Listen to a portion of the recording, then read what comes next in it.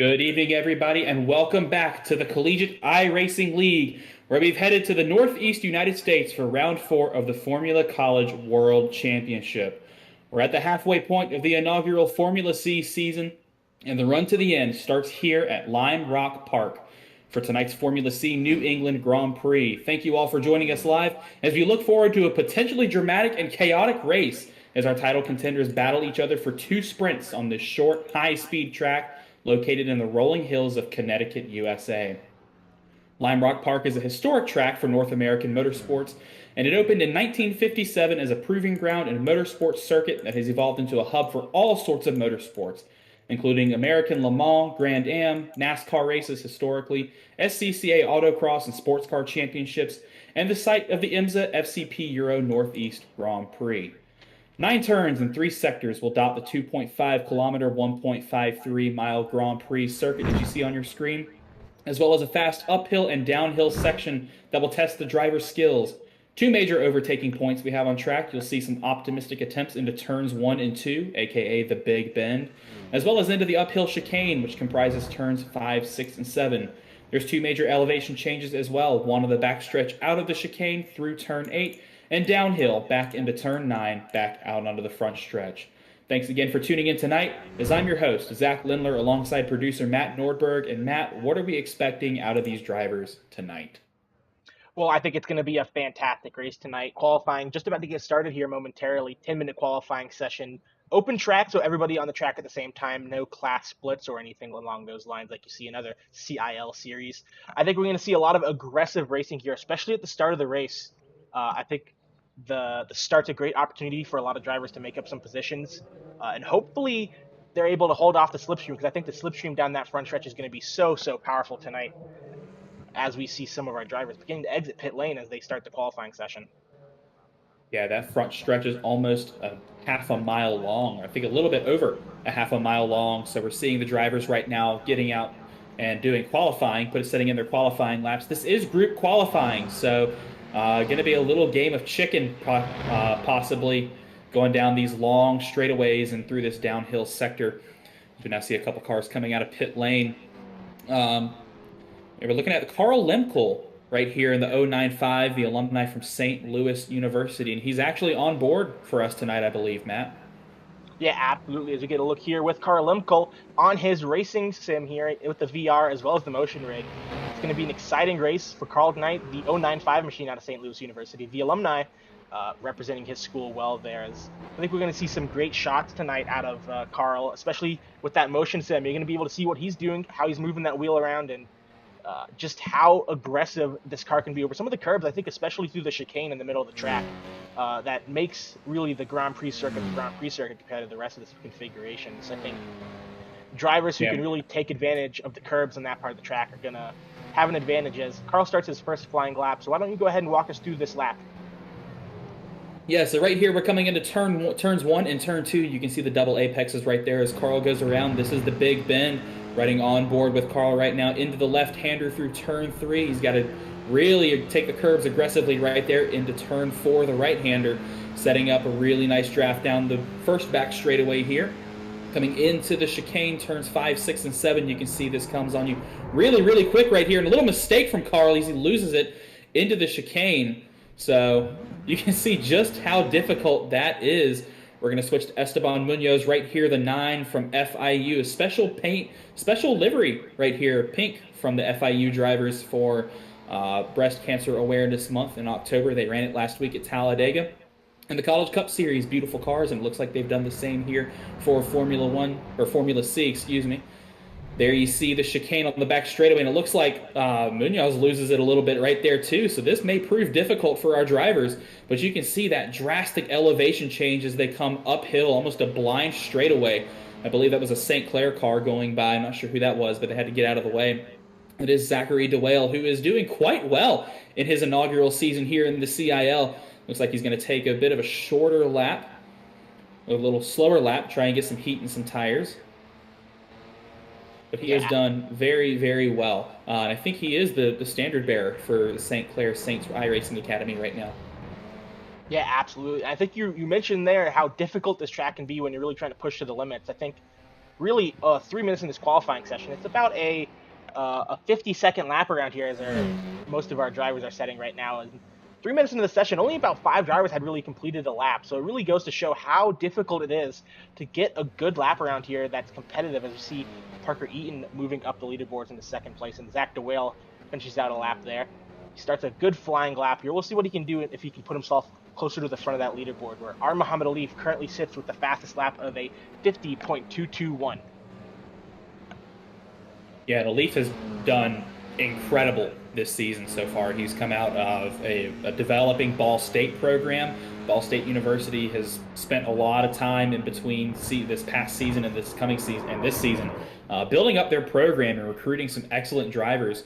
Our Muhammad Alif, he's got some in real life racing skill that he's taken out here onto the track, and he is doing quite well here in Formula C and in the GT3 Challenge, which will be racing tomorrow night as well.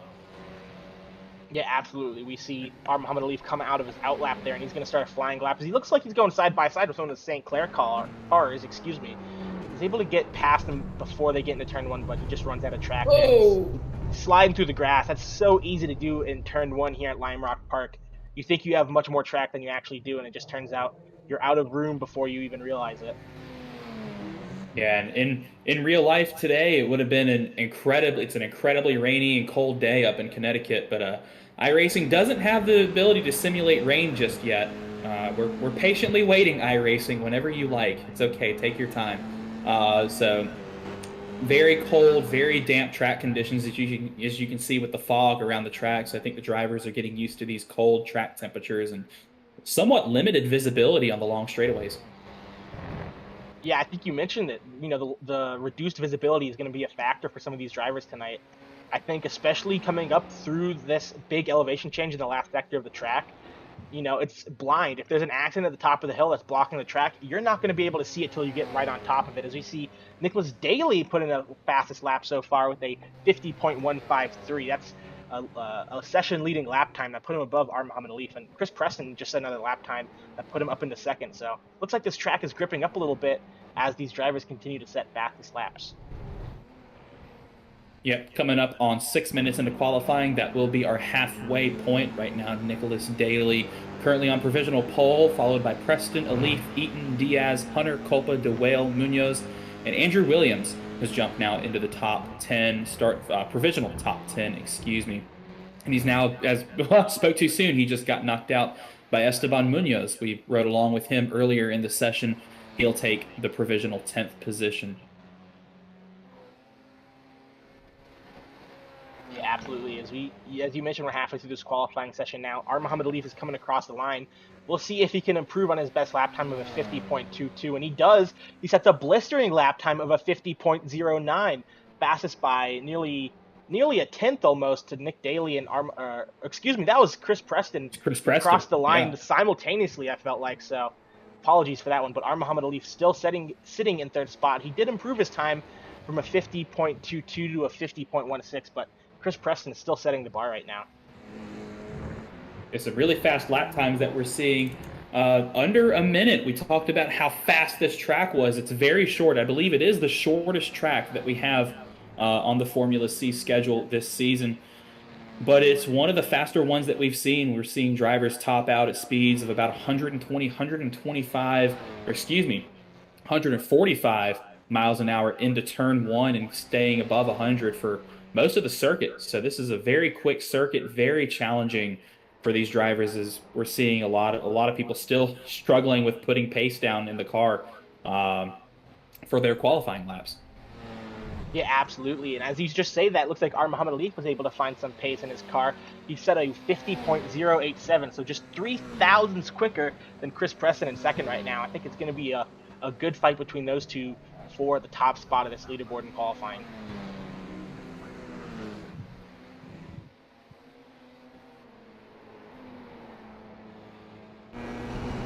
Now 8 minutes into qualifying, our Alif has taken the top spot, but we're seeing Parker Eaton, who jumped into P4 right there. He set a pretty fast lap of a 50.253. He got a little taste of the grass right there, and not a very good way. So his second lap, if he wanted to set anything faster, it's done. But We do have group qualifying here in Formula C, just like the GT3 Collegiate Challenge. So, like you said, towards the beginning of qualifying, a lot of drivers strategically going out, maybe with teammates, maybe with people from their school, or trying to put together a big pack of cars to stay towards the back and get that toe down the front straightaway in that side stretch in between turn 4 and the chicane. As we're now riding along with Andrew Williams right now from Clemson University. He's done really well this season so far too, at least in the collegiate cup, in the college cup series side of things. He's done very well on the road side too. But you can see just how slippery it is on this cold track through turn 3 right there, the left-hander. So Williams going to reset and try another fast lap attempt. Now looking at Jordan Johnson, another one of our title contenders, really the only one who's able to stick it to our Muhammad Alif right now from Ball State.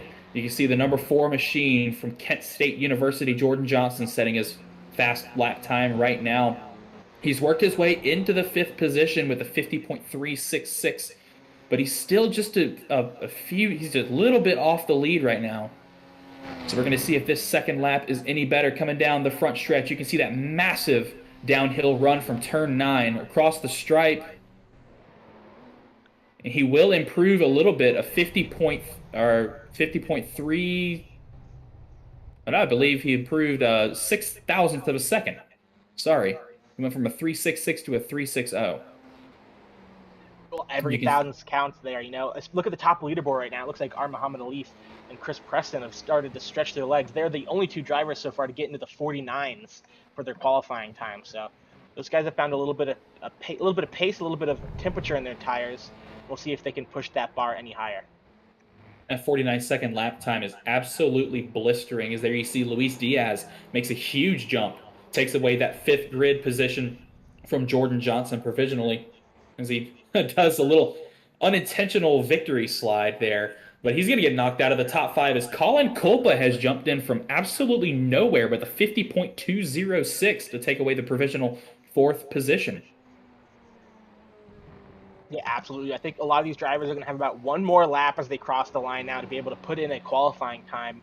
I think, you know, for some people, I don't think qualifying position is going to be as important because of just how powerful the draft is down that front straightaway. You're getting insane speeds for these cars. I think it honestly doesn't do it justice how quick these cars are going on camera, because I feel like when you're actually driving these cars around Lime Rock Park, you blink and you're already at the next corner. It's so quick. You know, just especially this camera angle coming out of the last corner looks so incredibly fast as Colin Culpa pulls it into the pits. He's done with qualifying. As we'll see if anyone else can put in a fast lap time. Yeah, these Formula cars really aren't as fast as some of their other counterparts on the league, the F3, the F2, and the Formula One AMG Mercedes W12 on iRacing. But the drivers really like these cars because they're low horsepower, high downforce, and they are a blast to drive. They're forgiving if you make a mistake. You can slip and slide them around. You can throw them into corners and be completely okay. And it's so much fun to drive. These drivers love them. No, especially on a circuit like this, it's an absolute blast where a lot of your braking zones aren't necessarily super heavy, so you can really just touch the brake a little bit, get the speed down just low enough to make the corner, and really use the downforce to power yourself through the corner. Well, I believe that is the end of qualifying. So let's take a look at tonight's starting grid for the Formula C New England Grand Prix. Pole position goes to our Muhammad Alif from Ball State University. The other first row spot belongs to Chris Preston in the number 30. I believe that's the 27 machine. Nicholas Daly from UT Arlington, as well as Colin Culpa from Indiana University, will take the second row. Parker Eaton from NC State starts P5. Luis Diaz from FIU will start P6. Jordan Johnson, Kent State University, starts 7th. Rhett Crane, Ball State University, will start 8th. Zachary DeWale, St. Clair College, will start P9. Esteban Munoz from FIU will round out the top 10. Starting 11th, Andrew Williams from Clemson University in the number 23, and to his outside will be Daniel Hunter from St. Clair College. Starting in the 13th position for tonight, our onboard driver, Carl Limkel out of St. Louis University. 14th is Athena Leclerc out of St. Clair College. with Tyler Stone directly behind her in 16th and Christian Hill in 15th. Ethan Head in 17th and Gavin Keithley in 18th out of University of Minnesota. And then Austin DeLong out of the Pennsylvania College of Technology is in 19th. Nick Stockner from Clemson University rounds out 20th with Alexander Hogarth from St. Clair in 21st. And Kyle Wood from Ball State University rounding out your finishers or your qualifiers for this evening for the New England Grand Prix for the Formula C Series. Getting ready here momentarily to start this race. Just a couple seconds left for these drivers to finish gridding and getting ready to figure out how they're going to approach this start, as it's going to be super important to get off the line and be the first car down into the first corner. Looking at our field right now, all gridded up, seconds away from lights out as the cars get ready to go green here momentarily. Engines are revving. Our leader, Muhammad Alif, on pole position. We'll see what he can do from there. As the lights are out and it is green here for the New England Grand Prix, Muhammad Alif gets away for a great start, and behind him, Chris Preston is able to get away well on the outside. And behind them, they go 3 wide. Looks like Parker Eaton on the inside of that battle right now, as it looks like behind, they're able to single file out and make their way through the corner without incident. Muhammad Alif leads from pole position into turn 1, and Chris Preston still behind him. Nick Daly out of UT Arlington rounds out your top 3 as they try to figure it out behind, as it looks like Muhammad Alif is pulled away as they go down towards the chicane. Single file down the first back straightaway. A couple 2-wide battles here throughout the field. That's the 6 looking inside the 07 of the FIU machine right there. Going to complete the pass into turn 5. We talked about that overtaking zone at the top of the show there into the chicane. It looks like we got a car off at the crest of the hill right there. A couple of others missing the chicane as well. We're going to check back and see who that is. But this battle for the lead right now, not very much, as Muhammad Alif has pulled away from about 10 car lengths between the 27 of Preston and Daly right now, as Preston looks to the inside of Daly, but Daly's going to have a better run through turn 2, going to get a lot of speed down here, down this straightaway into the left-hander, can't quite complete the pass, the 280. Yeah, Chris Preston doing a great job from the outside there into turn 1, is able to hold off the pass. It looks like a couple of the cars who were off in the chicane, Ethan Head, Nicholas Stockner, and Timo Leclerc, both in the incident, or all 3 in incidents there. Tyler Stone and Kyle Wood have also appeared to have been in some sort of incident. We'll have to check back with them, but it looks like Muhammad Alif has pulled out a massive gap at this point. 1.8 seconds to our second place car. A great job off the line and really fast on cold tires. Here's a great battle that we're looking at right now. It's Colin Kulpa versus Parker Eaton. Kulpa right onto the rear bumper of Eaton. Eaton onto the rear bumper of Kulpa. Doesn't look like he's going to make an attempt into turn 1 right there. Going to play it safe this time. There's still a lot of time left in this race with these sub 1 minute lap times that we're seeing, but the 112 of Eaton is still right there on the bumper of Kulpa as they come through the right-hander. Maybe going to try to set up a nice dive into the chicane, but that's going to allow Luis Diaz into the mix as well. You can see that pink FIU machine a little too far back to make anything happen here to the chicane. All 3 drivers still very close, and it looks like Eaton's going to get right to the bumper of Kulpa. Going to go to the outside. He got a much better launch outside of the chicane there. Going to go through the right-hander of turn 8. Eaton gets a better run, but can't quite do anything with it as they now come down to the front straightaway. Eaton's going to have a huge run on Kulpa as they get into turn 1. There's the move. Going to look to the inside right here. This time by, they are bumper to bumper even. And Eaton will complete that pass on Colin Kulpa. That is for the 5th position. But don't be surprised if Luis Diaz tries his luck as well on the 006. Yeah, absolutely. I think Parker just had a significantly better middle sector there, and that kind of set him up to attack into the penultimate corner, and it had to put Colin on the defensive for pretty much the last 2 corners of the lap, and Eaton was able to take advantage of it and use the speed down the straightaway to make the move into turn 1. As I think Kulpa, it looks like Nicholas Daly's been off the track. Looks like he went off the track in the chicane. He's going to have to concede multiple positions there as he now sits behind Parker Eaton. Nick Daly started in 3rd, now all the way back to 5th, as Kulpa looks to be making a move on Daly now. And if you look at the top of the leaderboard on the left-hand side there, you'll see that Jordan Johnson has worked his way into the 3rd position from the P7 starting grid. He's moving up. He's got Chris Preston in between him and his title rival right now, Muhammad Alif, who has pulled out to a 2-second lead in front of the field right now, but only about a second back to Johnson as we're still watching this battle unfold. Looks like the 280 of Nicholas Daly has fallen back, so potentially some aero damage for him. But Luis Diaz not going to show a hand not going to present a hand that time to this 006 of Colin Culpa. So we can try to see this through the fog. Very thick fog here in Connecticut tonight as these drivers try to navigate this track. Yeah, I don't think it's necessarily aero damage for Nicholas Daly. I just don't think he has his tires in the right spot. It is fixed setup for all of these drivers, but I think some drivers can definitely cope with colder tires better than others. And I think Nick Daly in qualifying can kind of get into a rhythm, put some heat into the tires, and get a good lap time in. But really, once you kind of lose the confidence on your tires, it's going to be so difficult to catch back up to some of these drivers, as it looks like Nick Daly is kind of caught back up to the rear of Luis Diaz and Colin Culpa here. He'll see if he can make up some ground after losing some ground at the start. This is the battle for the fifth position right now. Luis Diaz not going to do anything that time either going into the chicane. So it looks like he's potentially playing the long con right now, going to try and wait for the move to come to him. Very, very smart that we're seeing out of the FIU driver right now. Yeah, I think one thing that Luis Diaz is worried about too is that if he attacks and he doesn't get the move done, then he's going to be in a threat from Daly. It looks like Luis Diaz is going for it now on the inside of Colin Culpa. He's going to do something there. That's a little weird.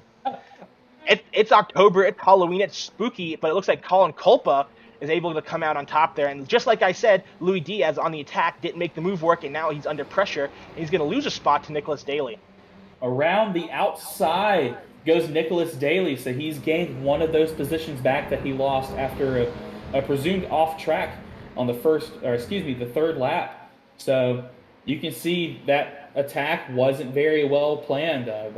Sorry, Luis, commentator's curse, but that was a very good attempted move there into turn one. Looks like Culpa had some internet issues right there and blinked out for a little bit. Luis Diaz just didn't know where to go, and that ultimately cost him the move as he got stuck on the outside of the left-hander, and was able to. And looks like we got a car off track right there, and that allowed Nicholas Daly to come around the outside of him into the left-hander. I believe that was Kyle Wood off the track there. I think he was a lap down at that point. Yeah, but looking on this battle here, looks like Parker Eaton has caught the back of Jordan Johnson.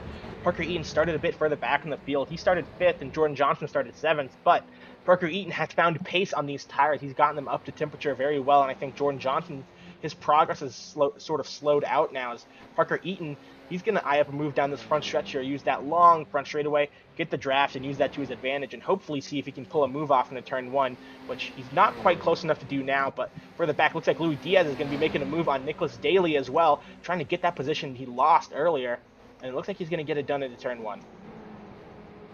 Looks like Nicholas Daly kind of maybe let him have that position. Going to try and pick his battles right here as the FIU machine can finally set his sights for the 006 once more. Looking towards the back of the grid, further down the grid, this is the battle for the 8th position between Andrew Williams and Daniel Hunter. Looks like we got a car off in the grass right there. We're going to check and see who that is. But the 49 machine of Daniel Hunter all over the back of the 23 as somebody's gone through the chicane. We're going to see who that is in just a second as well. But this battle is also heating up towards the back of the top 10. I believe that was Alexander Hogarth off the track there. He's also a lap down. He kind of cut the chicane there. But Daniel Hunter making good progress so far. Up 3 positions.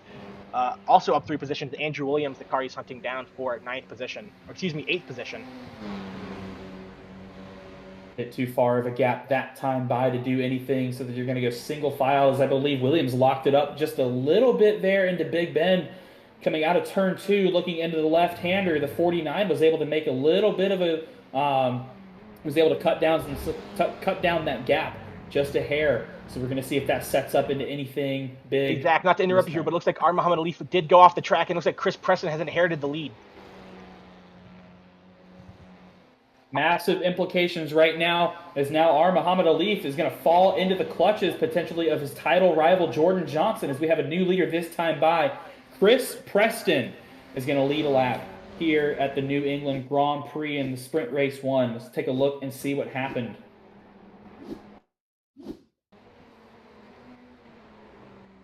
Yeah, Muhammad Ali got a little bit of oversteer there, and he just had to correct the car, and he lost a lot of time cutting through the grass there. Almost collected Chris Preston when he came back on the track, but Chris able to take the lead, and now Muhammad Ali is going to have to withstand the pressure from Jordan Johnson. A little mistake can cost you a lot right now, and that was about I believe, a 7-point mistake from P1 to P2. Yeah, heading back down to the battle we were looking at earlier before we saw our Muhammad Ali go off the track. Looks like Daniel Hunter is all over the back of Andrew Williams now, only a quarter of a second separating them as they come down the penultimate corner into this fast, almost essentially flat right-hander that really leads you down the front straightaway. If you get a good draft here, it's going to be so easy to just overtake using the draft. It looks like Daniel Hunter's going to go for it now on the inside. We'll see if he can get it done under the brakes, and he's going to get it done into turn 1. That's Daniel Hunter up another spot into 8th position now. And further up through the field, it looks like Louis Diaz, Colin Culpa, and Nick Daly have all started tussling for that 5th position again. Here's a live look at that battle right now. Luis Diaz has made it around the 006 into that 5th position right now, but the other two are still close behind. A little mistake right there out of Culpa coming out of the chicane that's going to allow Nicholas Daly in that 280 from UT Arlington to get to his inside, but can't quite do anything there. It looks like he may have backed out of that attempt, knowing that these two dangerous corners were coming up right after that, but going to get a huge toe down the front straightaway here. Let's see if he can do anything with it this time into Big Bend. Yeah, it looks like Daly's a bit too far back to do anything on the Culpas. It is October, as we said earlier. It's spooky season. He's given the iRacing frights as he is blinking in and out a little bit. But further up through the field, it's got a good three-way battle here. It looks like the top three are all side by side now. Major developments here at the front of the field. It looks like Chris Preston is able to hold on to the lead as Jordan Johnson slides over the curb in this contact. Jordan Johnson missing a front wing. Jordan Johnson doesn't have a front wing either. He's going to have to come in for repairs. Major implications in the championship battle right now, as it looks like Muhammad Ali has sustained some aero damage and has dropped back a lot, back to the P6 position right now, and potentially more. But Jordan Johnson does have significant damage to his car. You can see the front wing completely gone, so he has almost no front grip. We're going to see if he can limp it back around into the pits this time by, but he will also lose a significant amount of time, as that has now allowed Parker Eaton to go by. He's only a second and a half back from Chris Preston now after that incident. Yeah, I don't know how significant the damage is for our Muhammad Ali. It looks like his car is okay externally, but we don't know if his suspension is bent. Maybe the toe's been knocked out or something, but I'm surprised Jordan Johnson didn't pit that last time around. He's lost a ton of time to the cars behind. Louis Diaz, Colin Culpa, Nicholas Daly, all those cars we saw battling earlier. I don't think he's aware that his front wing is missing. I think he's just going to keep going like it's normal. And you can see from here that Louis Diaz just has so much more speed. He's able to actually, get through the corner. And it looks like Jordan Johnson is almost spinning out. He looks like a Formula V car, but he still doesn't get to the pits. He's going to lose tons of time. I think he's hoping that he's able to fight it out and maybe gather some points and maybe hope for that reverse grid, a good reverse grid spot for the second race of the evening. Here comes Hunter and Williams to try and get around the 4 as well. Looks like the 4 is going to be... I don't think he knows he has damage. He should have gotten a meatball right there from race control, because he is missing a critical component of the car. So maybe he's trying to stay out for as long as possible, but not really helping his case, and I don't think the stewards and race control are going to like this. Holding up a lot of cars right now through the chicane. You saw the 49 try to get by, but the 4 just so much slower, and that's going to allow the 23 to go right by both of them. So a strategic move from Andrew Williams, using the 4 as a pick for the 49 of Daniel Hunter. That's going to allow him to go through into the 7th position now, as we've got about 7 minutes left in this sprint. And Jordan Johnson still doesn't go into the pits. He's going to lose another spot here to Christian Hill. Sitting in 10th position right now, and correct me if I'm wrong, Zach, but I believe that is the reverse grid pole for the CiL Formula C series. Or is that 12th position? It is 10 positions, so between Sprint Race 1 and Sprint Race 2, the top 10 finishing positions will be inverted. So right now, Jordan Johnson is provisionally on pole for Race 2. However, there's a pretty significant gap between him and Austin DeLong behind. About 6.5 seconds separate the two of them. So if Austin DeLong can't make up that time and get around Jordan Johnson, it looks like Johnson will be the pole sitter for race number 2. Looking back inside the top 10 right now, this is the battle for the 4th position just outside the podium. Colin Culpa defending against our Muhammad Ali here. The nose to tail through Big Bend right there. Alif really struggling with that car, it looks like, as he's not been able to make the passes that he wants to. Still stuck in that fifth position as he was when he got back on track and getting around the damaged four machine. Going to take a offensive line right here into the chicane. Nope, doesn't make the move. Going to wait another day for it. Tucks right back in line behind the 006, and that's now going to allow Nicholas Daly to get into this battle as well. You can see that purple machine, orange and purple machine right behind the Ball State 12. Yeah, I think once this battle kind of evens out a little bit, I want to see if we can get a replay of what happened that caused Chris Preston, Jordan Johnson, and R. Muhammad Alif to be right on top of each other. I think we're going to get a replay here momentarily as they looks like the Clemson University car. No, I don't think that was Andrew Williams. Andrew Williams was a bit further back. I think that was another Clemson car. That might have been Nicholas Stockner who spun in front of them. Yeah, Andrew Williams still on track. They all have the same paint. It's hard to tell sometimes, but I think we can get a replay here now that this battle is kind of evened out somewhat. Well, maybe never mind, because R. Muhammad Alif was really hustling the back of Colin Culpa there, and I think that attack almost gave Nicholas Daly an opportunity to make it through. As R. Muhammad Alif really sends it on the inside. That's going to hurt Colin Culpa all the way down this front straightaway. You're going to lose all that momentum, but he is going to have the draft to help him out a little bit.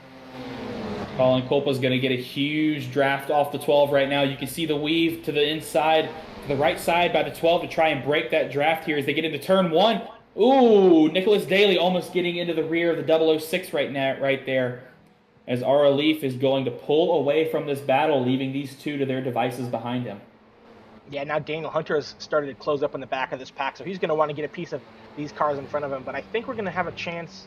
As you see, there's actually a battle a bit further down the field. This is Zachary DeWale, the last car in the lead lap, battling it out with Rhett Crane out of Ball State University for that 12th position. Just trying to get all the live action before we head to a replay, because live racing is significantly more exciting than replays, in my opinion. But any feedback is welcome from the peanut gallery.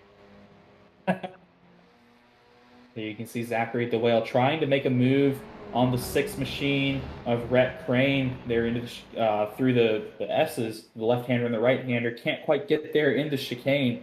Going to try and set something up down the back straightaway. We'll check back in on that later, as now this is the battle, I believe, for the 10th position between Jordan Johnson and Austin DeLong. Austin DeLong has gotten by the 4 of Jordan Johnson, so Jordan Johnson will not be included in the invert right now. That provisional pole position will go to the 10 of Austin DeLong. Looking back to this battle we were on earlier, Zachary DeWale looking to the inside of the 6 machine.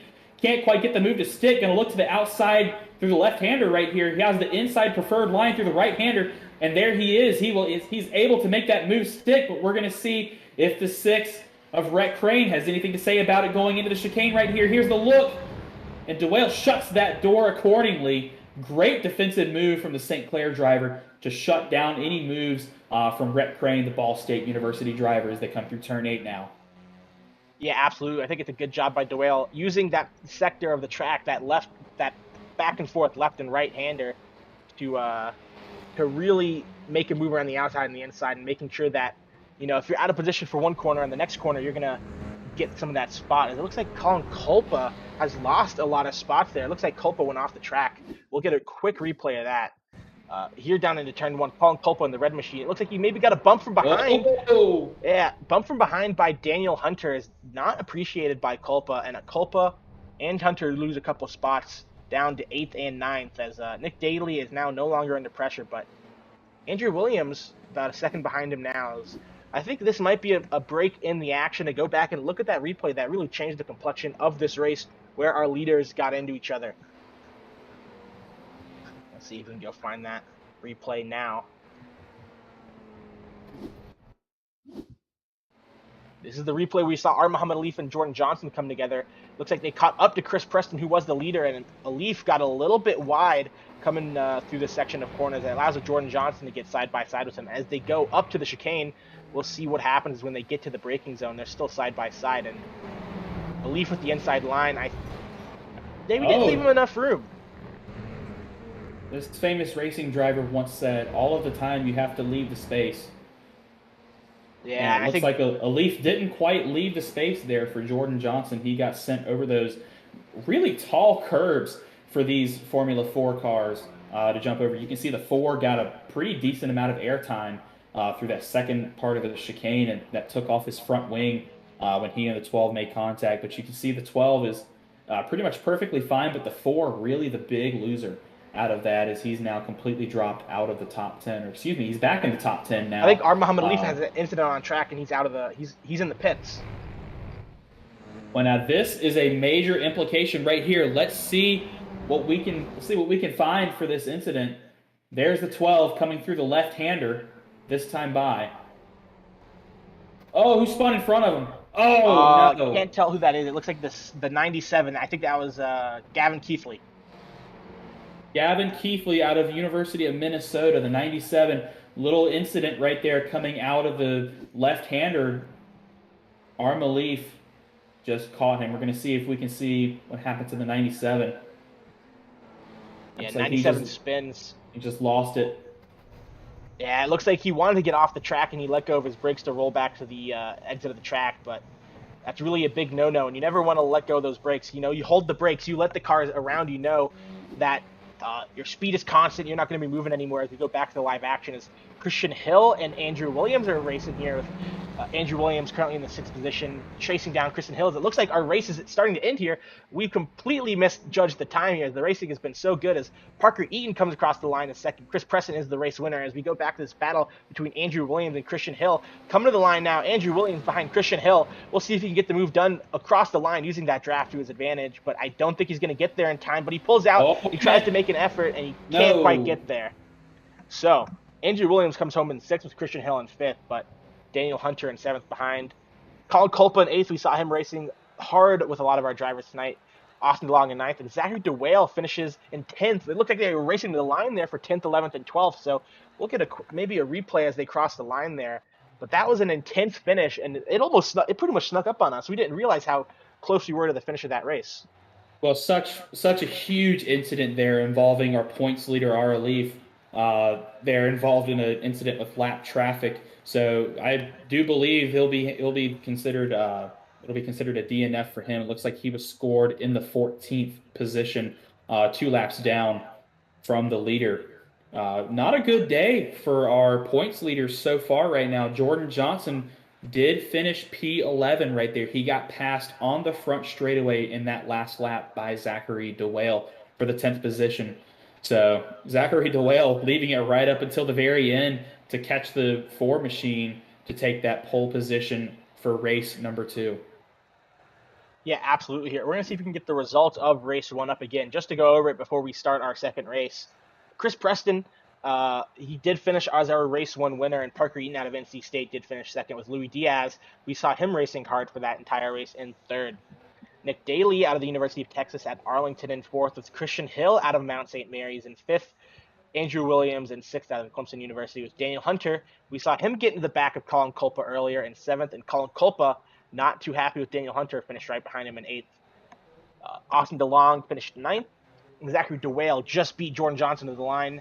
Jordan Johnson, we saw him in an incident earlier. He finished 11th. He will not be getting that reverse grid pole as Zachary DeWale will start in pole position for race 2. And Rhett Crane rounds out your lead lap drivers.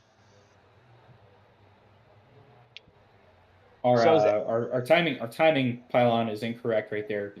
Chris Preston is from Fanshawe College. He's not a privateer, so we'll fix that for next time. So congratulations to Chris Preston and Fanshawe College. I believe that is his first Formula C sprint race win. So congratulations to him, and congratulations to our other podium finishers, Parker Eaton, NC State, Luis Diaz from FIU. You'll notice the green and red designations next to the driver's name on the left. If it was any other series in the CIL, that would mean student versus alumni. But for our Formula C pilot season, we do not score differently between the drivers. Our students and alumni are racing together for points. So each driver will receive full points based on their finishing position. Yeah, absolutely. And it looks like our producer has done a great job of updating Chris Preston's collegiate association to Fanshawe College. Big pat in the back to him for doing that so quickly. Quick work from my cohort in the booth here. Well done. I saw it earlier during the racing. I was like, oh crap, I didn't expect that to happen. It looked like everything was okay, and just had a chance in between the sessions to figure it out. So Chris Preston out of Fanshawe College, great job from him. He'll be starting in 10th though, so it's going to be a bit of a race to overtake and a race to make up some positions for him in race 2. But I think the two quickest drivers really we saw in that session were Muhammad Alif, or the three I should say, excuse me, Muhammad Alif, Chris Preston, and uh, Jordan Johnson.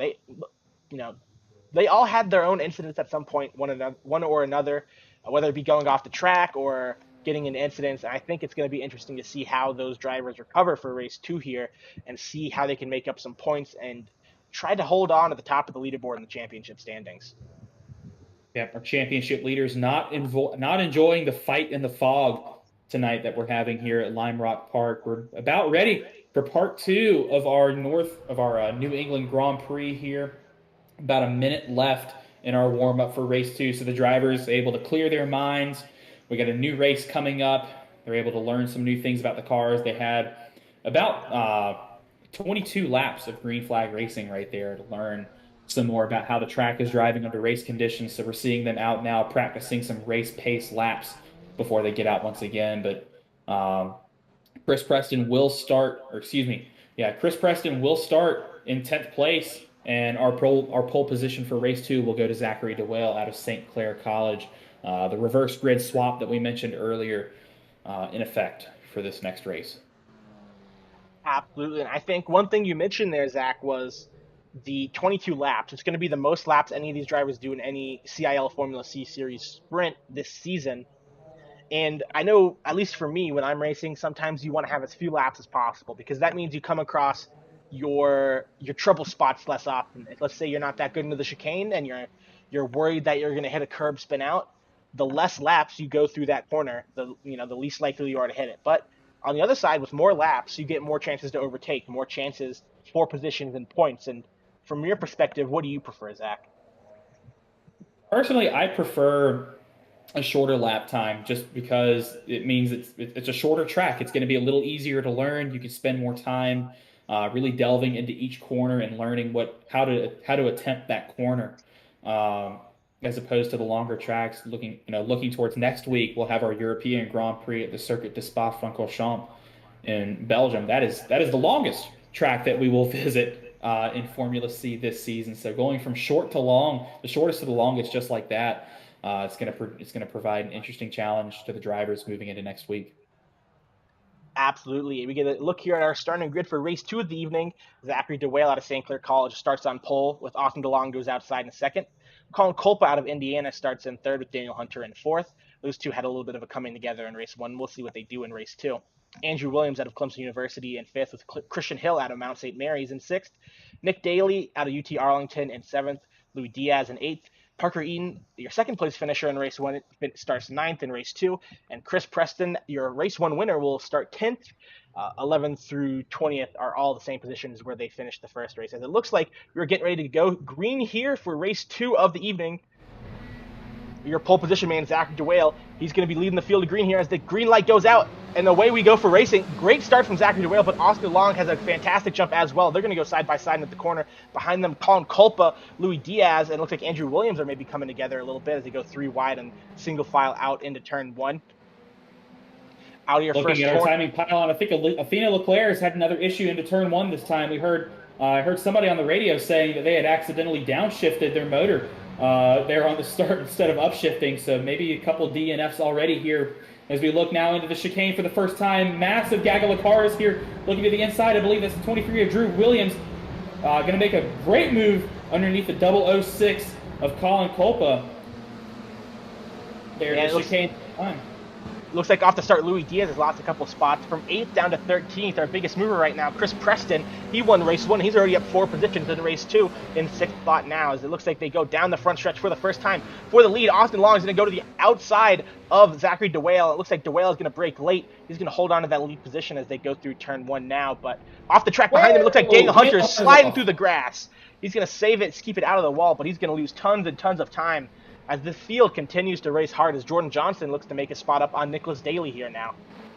There's another car off the back that you saw. There was another car off in turn 2, as you saw right there. I believe that was the 8 of Ethan Head from UT Knoxville, celebrating the win against Bama by going for a ride in the dirt. You see another car miss the chicane. I think that's Christian Hill who's falling down the pylon now. Or excuse me.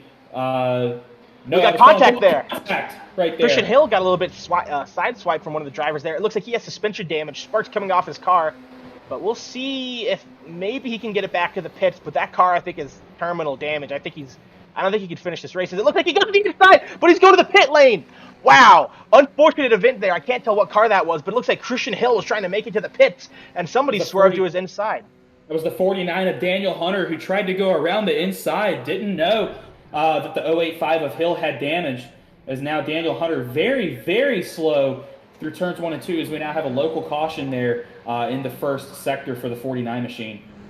That's just a super unfortunate turn of events there. We'll have to get a replay of that, but 2 Ball State University machines here, R. Muhammad Alif and Rhett Crane, battling it out for 8th and 9th right now. R. Muhammad Alif are tied for our biggest mover in race 1, up 6 spots into 8th. Chris Preston also up 6 spots, still sitting in the 4th position. Maybe some team orders right there between the 2 Ball State cars, but looking up towards the front of the field right now, this is for the last podium position for P3. Andrew Williams defending against Chris Preston, our race 1 winner. He's made his way all the way up from that last grid position, that last invert position down in P10, but he's now going to get around Drew Williams. Lightning quick around the outside there through the left-hander, down through the right-hander. He's going to get a big run on towards the leaders right here going into the chicane. Doesn't look like anything's going to happen there. No challenge presented from the 23 behind, as now Chris Preston is going to set his sights towards Austin DeLong and Zach DeWale, who has held the lead since the start of this race. Absolutely. We're going to get a quick replay of Christian Hill trying to enter the pit lane here. He's already spinning in that. Yeah. Let's see what happened here. My guess is that the 49 thought that the 085 was just slow and tried going around the inside, around the right side. Yeah, there you see. Yeah. My guess is that's exactly what happened. So it's unfortunate because there were a few St. Clair cars up in front of the 49.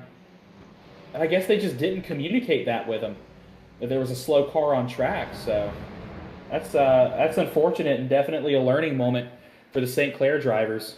Yeah, I think Christian Hill out of this race with damage. We saw him, and I think who was the driver? Daniel Hunter. He's down 18 spots. He's in 22nd now. I think he's out of this race, multiple laps down. As we look at the battle for the lead here, Chris Preston is going to be eyeing up a move on Zachary DeWale into turn 1, and it looks like he'll get it done. Chris Preston, our race 1 winner, is making quick work of the field right now. He makes his way up to first place within 6 laps. Yep, on lap 6 right now, and Chris Preston has worked his way up from the 10th position to the front. Is now looking behind. This is the battle for the 4th position. You can see Andrew Williams up in front of Jordan Johnson there with Nicholas Daly behind. Jordan Johnson setting up a move to the inside right here. He's going to take a look, and maybe Nick Daly tried something there as well. So Andrew Williams losing out on almost 2 positions right there into the chicane that time by. As now here comes R. Muhammad Alif behind Parker Eaton through turn 8 that time. Turn 9, going to get a little better entry. Going to see if that toe coming off the corner helps a little bit. There you see Nicholas Daly looking to the inside of the 23 with a big run thanks to that toe, as he's now going to complete that pass on the 23. So Andrew Williams dropping like a rock right now, as it looks like that's Parker Eaton who's going to go by him as well on the inside. He's going to hold the inside line here through the left-hander, but the switchback through the right-hander is going to be stuck on that outside. He will lose that position, and possibly a position to R. Muhammad Alif as well, as Alif now looks to the inside of Parker Eaton coming into the chicane. Going to make the move stick. Eaton locks up, goes over the bump, and makes the move stick, but Alif gets the better run out of the chicane, as there are now 4 cars in this battle for the 5th position. Eaton to the outside, going to try and keep the 12 locked to the inside as much as possible, as now the 6 of Rhett Crane gets by the 23 of Williams. They're single wide once again down the front straightaway, but this battle isn't over yet.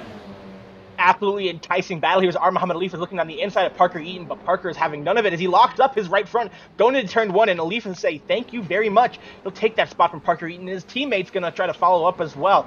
Go 1-2 with Ball State here as Muhammad Alif gets past Parker Eaton, but that NC State machine splitting the two Ball State cars right now.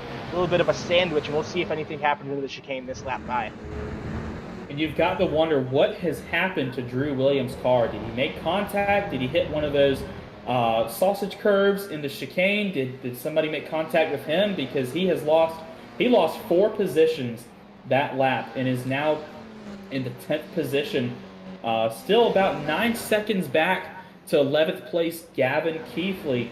But Drew Williams not having a good day right now. As here Austin DeLong looking to Jordan Johnson going to look underneath Austin DeLong, going to take that position away going into Big Bend on lap 9. And now Jordan Johnson can set his sights on Zachary DeWale, who's only about a second ahead in P2, and even he's only about a second off of P1 Chris Preston. So still a great battle for the lead about to shape up right here in these closing laps.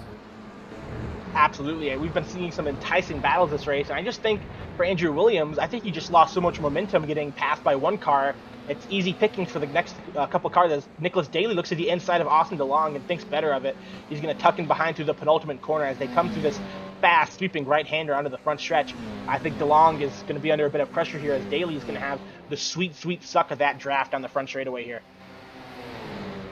You can see Nicholas Daly following every move of Austin DeLong there down the front straightaway, going to easily complete the inside pass into turn 1.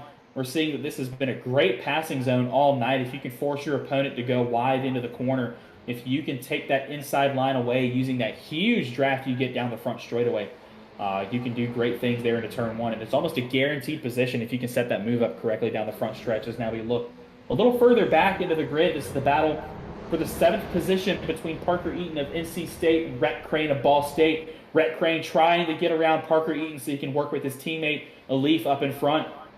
Tried to make a move that time into the chicane, couldn't quite get it to stick, lost a decent amount of momentum uphill, so that gap has built up just a little bit, but they're going to come down this front straightaways. Now you see Jordan Johnson making the move on second place. Zachary DeWale once again going to use that inside line into turn 1 to take that position away. It looks like there's just no defending that move into turn 1 because the run comes so quickly. And so you see Parker Eaton does the exact same thing. Is going to get a mate. Well, no, he's not going to get around Parker Eaton just yet, but he's going to have the preferred line into the right-hander here. Still side by side down this straightaway, but Eaton's going to get the better launch out of the right-hander. Still too far back for the 6 to make a move into the chicane. Going to try and break a little bit later than the 112, but can't quite get anything done as now you see Alif has pulled away from this battle just a hair.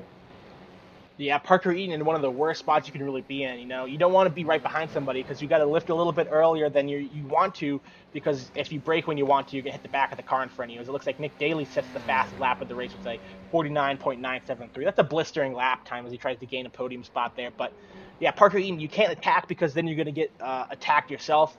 But if you aren't aggressive enough, you're just going to get attacked anyway. So it's almost a lose-lose for Parker Eaton if he's not aggressive here. But he's got a bit of a gap in front of him now. He can really start to push and maybe still get some of the benefits of the draft. It looks like a car is off the track in front of him. That might be Ethan Head out of the University of Tennessee at Knoxville. As Nick Daly, further up the track, is going to be eyeing up a move on Zachary DeWale here momentarily.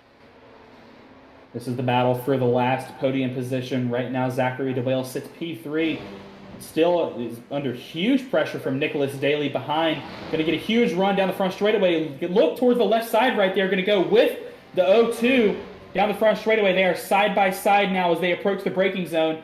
And it looks like Nicholas Daly is going to take that inside line away and the position from Zachary DeWale. So Nicholas Daly working his way back up through the ranks, going to try and get to the rear bumper of Jordan Johnson, as Jordan Johnson now only about a second, just under a second and a half from the leader, Chris Preston.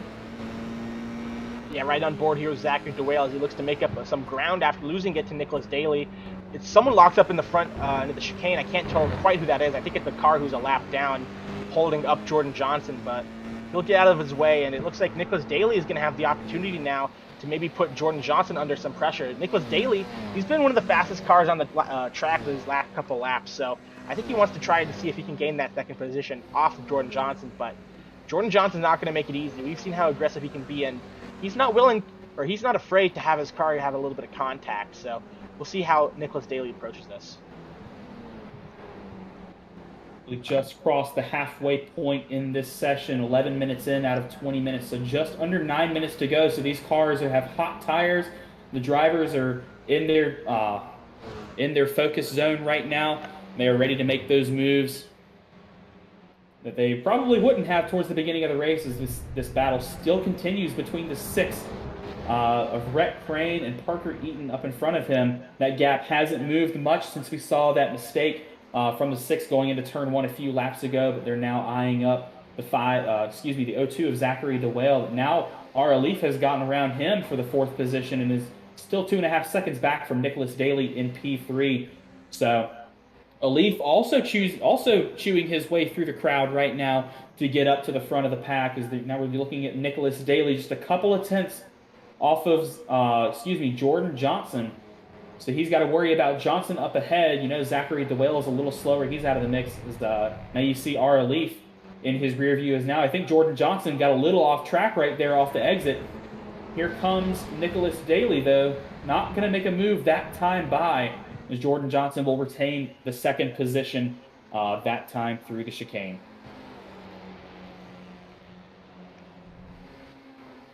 Yeah, as you get a look at the onboard the graphics here showing Nick Daly, he's been a bit quicker than Jordan Johnson these last couple laps. 2/10 the last time by, 3/10 the last time by, or 2 laps ago. This on lap 15, it's going to be Jordan Johnson just a couple hundredths quicker that time by. So Nicholas Daly is going to be doing what he can to make up some ground here, but it's going to be tough.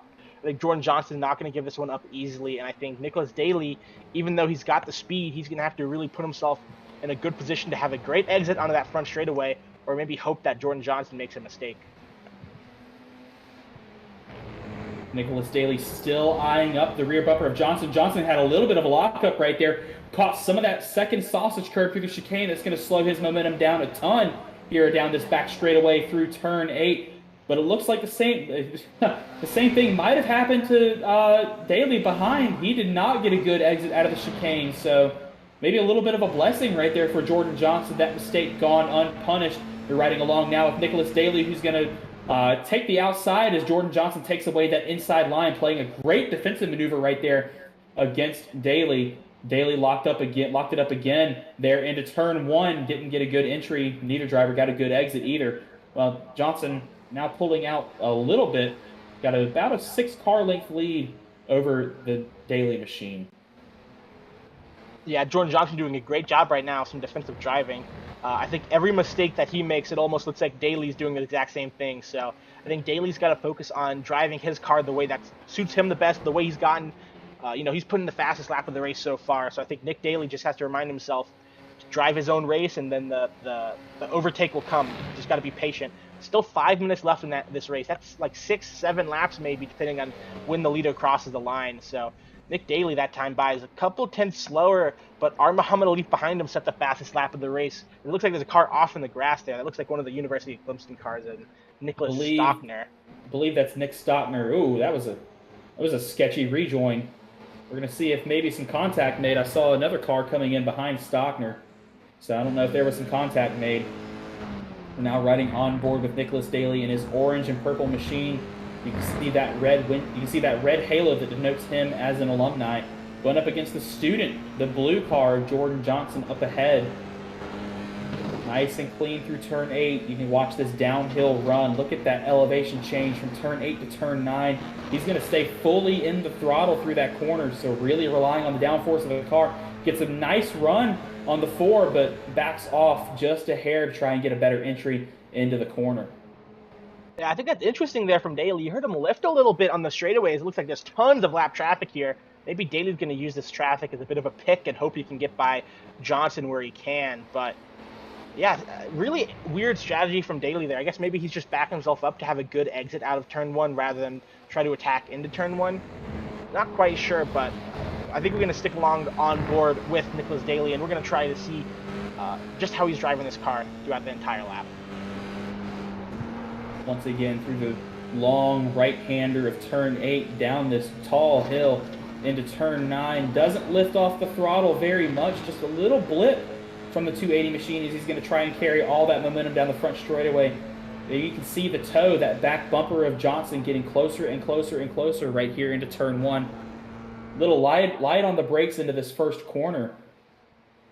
So very careful driving right now from Nick Daly. I think he's counting his cards, maybe setting up a move here at the latter stages of the race, as we now have just under 3.5 minutes to race. Yeah, further back to the field, Parker Eaton, he's eyeing up a move on Zachary DeWale. I think DeWale, he's sort of struggled a bit since the start of this race. He did start on reverse grid pole, so maybe he doesn't have the speed of some of these other cars around him, but I think he still put up a great fight so far. We'll see what Parker Eaton can do coming into the last couple corners of this track here. As it looks like Jordan Johnson has pulled out a bit bigger of a gap on Daly. Now that gap's sitting at half a second as Parker Eaton, he's eyeing up a move on DeWale into turn one. And you can see just how foggy it is, these conditions here at Lime Rock Park tonight, making it tough for these drivers to see what's coming up down these straightaways and on the exits of these corners. And I think it's something that we haven't seen in Formula C yet, is a foggy day. But the rains are strong in Connecticut. Can't simulate that on iRacing yet, so race control, the administration decided to throw some fog at the drivers tonight. So a unique track and a unique challenge, making it tough for a lot of our drivers tonight. As there you see Parker Eaton still working on that back bumper of Zachary DeWale. Couldn't quite get the move to stick there into the chicane, just a little too far back, but gonna keep that momentum high here through turn 8, downhill into turn 9 through the front straightaway. Huge run right here coming. As you can see, lap traffic, that's the 006, I believe, of Colin Kulpa. Going to let both of these drivers by. Here's the move from Parker Eaton. Going to take away that inside line. Zach DeWale leaves the door open. Parker Eaton locks it up into turn 1. I think they made contact. There's some lap traffic to the outside right there. We were 3 wide for just a second. I think that's the 49. Or no, that was Tyler Stone, I believe. So St. Clair teammates. So almost very dangerous right there. Teammates next to each other. And that's going to allow Parker Eaton to finally make the move to get past Zach DeWale for the 5th position, as now he can now set his sights on Ara Leaf, who's a whopping almost 5 seconds ahead of him now. Yeah, that was a great job by Parker Eaton, staying off of, I'm not sure if there was contact there or not, but definitely wasn't enough to cause a crash, because once he locked that front left brake, I was so worried that they were about to crash into each other. But great car control from Parker Eaton, making sure that stay off of each other. And I think maybe a bit passive from Zachary DeWale there. I think if he held that inside line, he could have defended it. But he's not going to complain too much. He's still in a good spot to score some solid points tonight for St. Clair College. But Parker Eaton doing a good job moving through the field. He's now up 4 positions, sitting in 5th spot. Oh, we see Jordan Johnson here off the track. Johnson. That's going to allow Nick Daly by into the 2nd position. He's been sitting behind Johnson all race under a second off, for about the past 10 laps.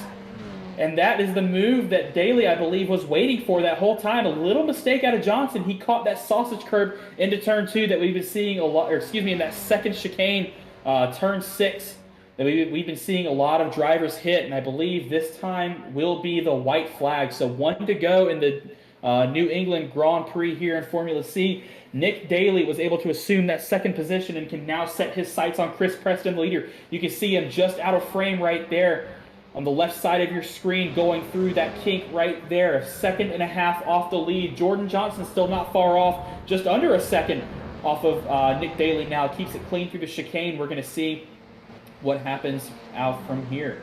There you see Chris Preston, our leader, through turn 8.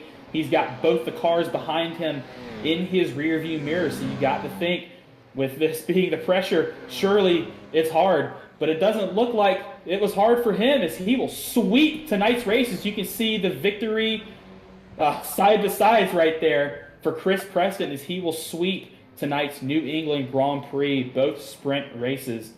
Beautiful last lap move right there from Nicholas Daly to take away that 2nd position. Kept it cool, calm, and collected.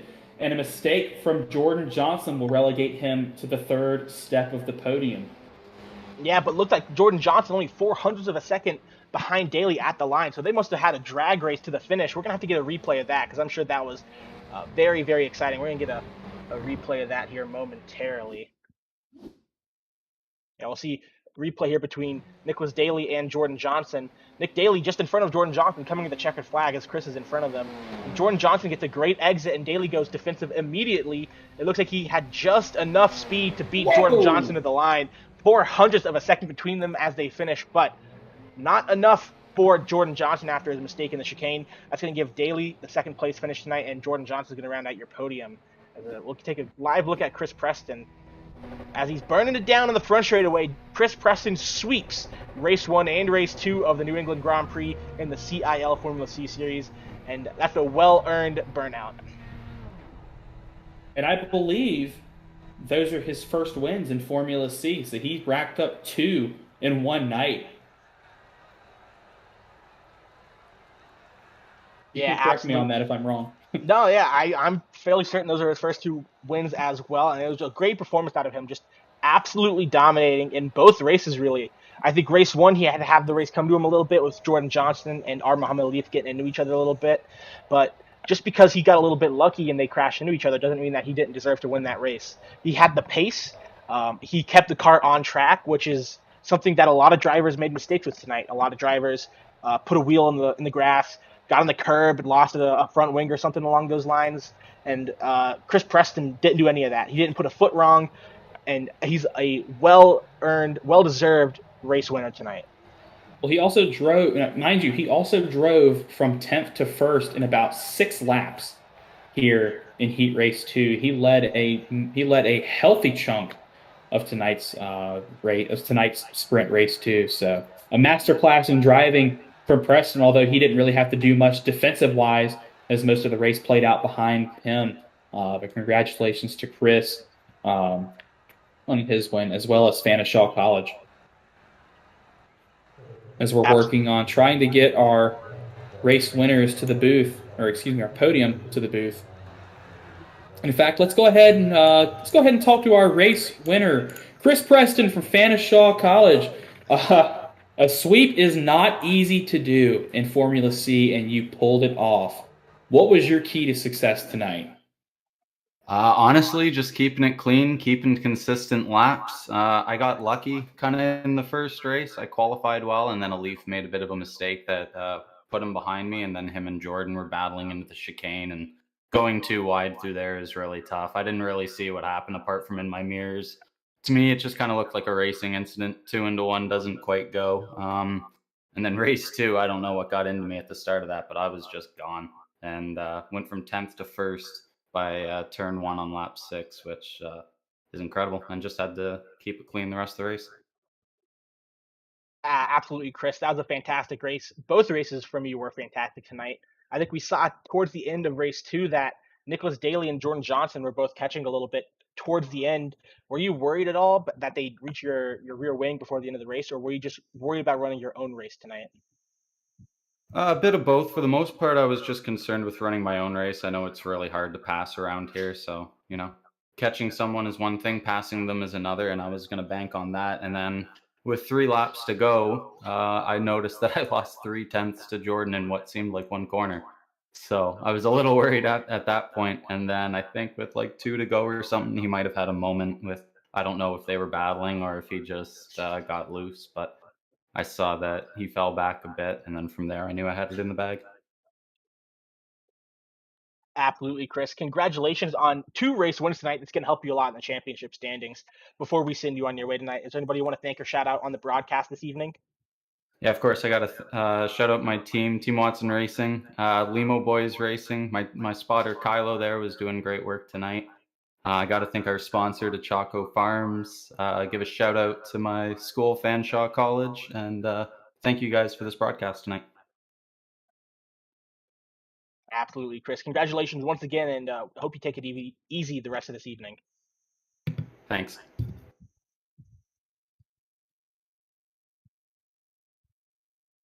Yeah, that was Chris Preston out of Fanshawe College. Our race winners tonight, race 1 and race 2.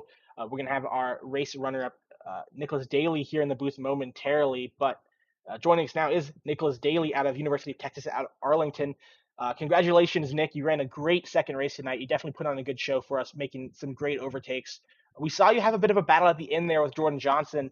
That was multiple laps. You were just stuck behind his rear wing. Were you worried about making the move as early as you could, or did you know that you could pressure him into a mistake that did eventually happen? Well, yeah, I was actually just trying to see if we could catch Chris up ahead, and then I was planning on taking advantage of them battling, but we kind of ran out of time, and then luckily for me, Jordan made a mistake going in the chicane, so I was able to get that position rather easily. But then coming up on the final lap, I had a lap traffic, and I had to brake, so Jordan got a huge run right going down to the line, so I just barely got that position. So I'm pretty happy with that. Nick, congratulations on your P2 finish tonight, your second sprint race. You had a great sprint race one as well, hauling in a lot of points here for your championship run here in the inaugural season. I'm wondering, did the fog make any difference in your approach to tonight's race? Did that affect anything? No, not really. I think the visibility was still pretty good, or at least good enough that it didn't really affect anything. Congratulations again. Before we send you on your merry way, is there anybody you'd like to thank or shout out? Yeah, thank you guys, the Collegiate iRacing League, for putting on a great broadcast, and this Formula 4 league has been awesome. I've been wanting to race Formula cars in this league for a long time, so really excited to do that now. Yeah, so thank you guys. And Congratulations again. Oh, go ahead. One more shout out to UTA Racing. Got to shout out your school, man. Yeah. Well, congratulations on your runner-up finish tonight in Sprint Race 2. Another big points haul for you and UT Arlington. So take it easy the rest of the night, man. Don't party too hard. Thank you. That was Nick Daly from UT Arlington, our second place finisher tonight. Well, you heard him say that the fog didn't really affect him that much. So I think a lot of drivers were resilient to the changing weather conditions in between last race and this race. And you can see how that helped Nick Daly succeed in tonight's race as well. And how about let's talk to our third place finisher from Sprint Race 2, Jordan Johnson. Congratulations on yet another podium here in Formula C. We saw that battle leading up all the way to the last lap and the mistake in the chicane. Take us through that last lap from your experience. Yeah, I mean, so coming through, Chris got a good lead just from getting through traffic early, and I still had to cut my way through. So once I finally broke through traffic, I think the gap was 2 seconds or so. And from there, I kind of had. I knew I had the pace, but I also knew I had very little time. I knew I had 10 minutes, but 10 minutes here isn't a lot because there's only really two, maybe three corners you can make up a significant amount of time on. So I was really just pushing flat out. And especially since I came in with zero practice today, my practice was the 7 minutes in qualifying that I had to set a lap because I felt awful all day. I was just kind of putting it all on the line, just risking it. I felt like, you know what, this probably isn't going to be the best weekend for points. Might as well just have some fun with it. And I was gaining 3 tenths to chicane every lap. I guess I had an approach that Chris didn't have. And it just eventually was too much for the front right. I turned in and it just grabbed the tire. There's nothing I could do. Got a little bit of the curb as well and just had to take to the grass. Nick snuck by. Once we finally got through there, I was happy to just stay alive and stay in third place. And then once I saw the lap traffic, I was praying to my lucky angels, clutching my rabbit's foot, whatever you want to say, that something was going to happen, and it almost came true when Nick got compromised with his run to the finish, but it just wasn't enough. It wasn't meant to be, but a good race nonetheless. Well, Jordan, you had a great second race, but I want to take you back to the first race. We saw an incident between you and Muhammad Alif in the chicane that resulted in you losing your front wing. Go ahead, walk us through your perspective from that incident, and what made you decide to stay out on that broken car, no front wing. Were you just hoping for something good to happen to you and maybe get that reverse grid pull after the contact? Well, coming in, we were battling someone else. There was someone up ahead, and Alif came up to them first, and once they started battling, I was able to get the overspeed on them through four. I was actually almost able to overtake both of them, but whoever's in front actually was doing nice on their positioning. They didn't really block me off, didn't really take the outside either, so I kind of was trapped where I was. So we were going through, and anyone that's raced here knows that chicane's single file, and a Leaf released the brakes last second and to fill a gap that, well, admittedly was there, was never going to end well. I gave him as much space as I could, but uh, to not mince words, it just feels like some interesting tactics to force something like that so late, especially after what we had at Laguna. I'm really hoping it's not going to be a consistent habit for the rest of the season. Well, Jordan, you did run a great second race. Great job getting some points in that second race after your incident in the first. Before we send you on your way tonight, is there anybody you'd like to thank or shout out on the broadcast this evening? Yeah, just my team, Pearson's Esports. They've stuck with me for a while. We've had some good and bad races, but we've been together for the whole ride. And our partners and sponsors, SimLab, Keep Control, Sim Sports, OBP Sports, Night Rider Designs, and FreeM. That's kind of all I got. Thank you guys for all your support. Thank you for CIL for this series. It's been great fun while we're running it, and look forward to running the Formula cars again in 2 weeks.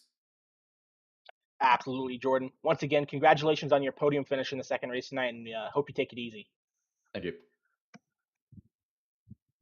And that was our race two podium finisher, third place, Jordan Johnson out of Kent State University.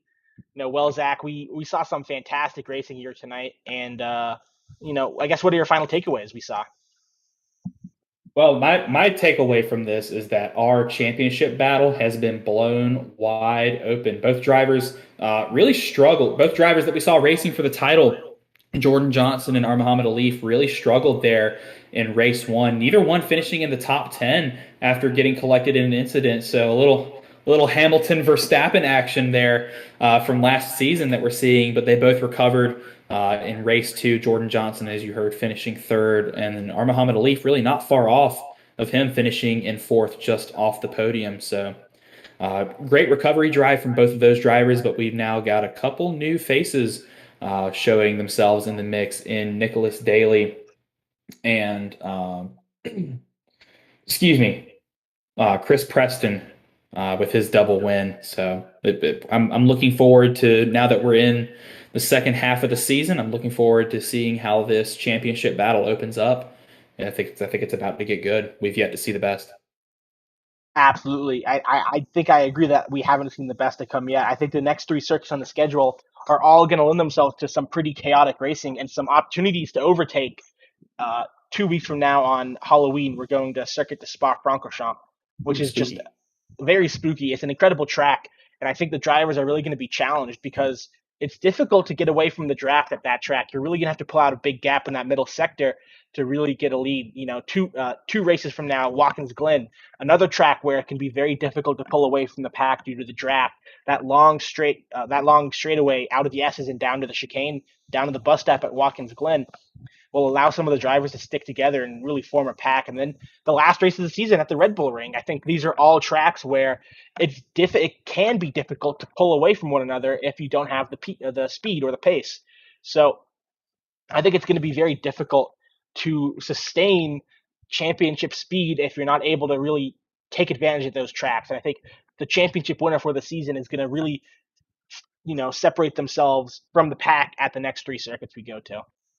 And those three circuits are incredibly hard and very different from each other. You've got Spa, which is very fast through, Eau Rouge and Blanchimont.